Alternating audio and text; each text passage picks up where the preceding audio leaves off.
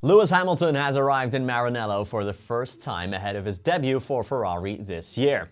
Hamilton posted a picture at the factory on his social media with reports suggesting he will be on the track as early as this Wednesday. Well, exciting stuff there, but before we get into it, please consider subscribing to our YouTube channel or follow us on Spotify to get these videos in an audio format. If you could leave a like as well, that'd be massively appreciated. Thank you very much indeed.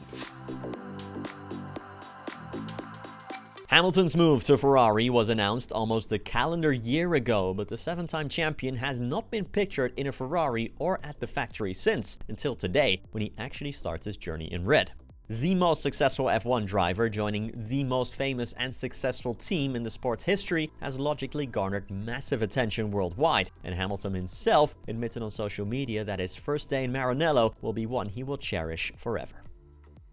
Quote, "There are some days that you know you'll remember forever, and today, my first as a Ferrari driver, is one of those days. I've been lucky enough to have achieved things in my career I never thought possible, but part of me has always held on to that dream of racing in red.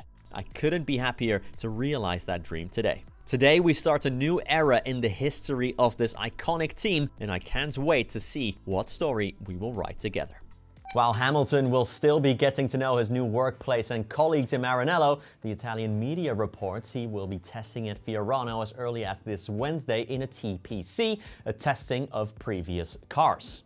Any current F1 driver is allowed 1,000 kilometers worth of on-track testing spread across 4 days in previous spec cars that are at least 2 years old. And in Hamilton's case, this will most likely be the 2022 Challenger, the F175. However, RMC Motori report this could be a decoy. Massive crowds are expected around Fiorano on the 22nd, but since Hamilton has already spent the weekend in Maranello, he could start testing earlier to somewhat avoid the imminent chaos. As we reported on last week, Hamilton is also expected to test a previous spec Ferrari in Barcelona next week, behind closed doors. Either way, as a 356 Grand Prix veteran ahead of his 19th season in F1, Ferrari team principal Fred Vasseur has previously stated he has no worries about Hamilton getting up to speed at his new team.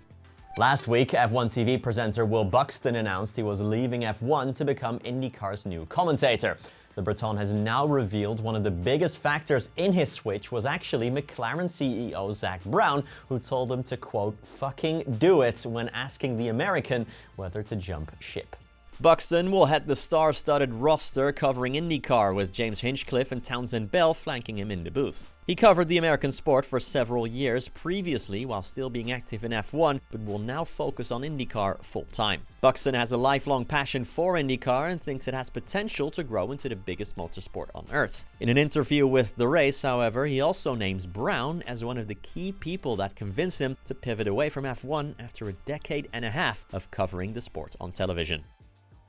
Quote, "I said to Zak, I think IndyCar can be incredible, but do you believe that the growth potential is there? And from everything you've heard from Fox, are they as serious as they seem about it?" Zak replied with a text message that was 3 words, and it just said, "fucking do it." That was literally all I needed to know.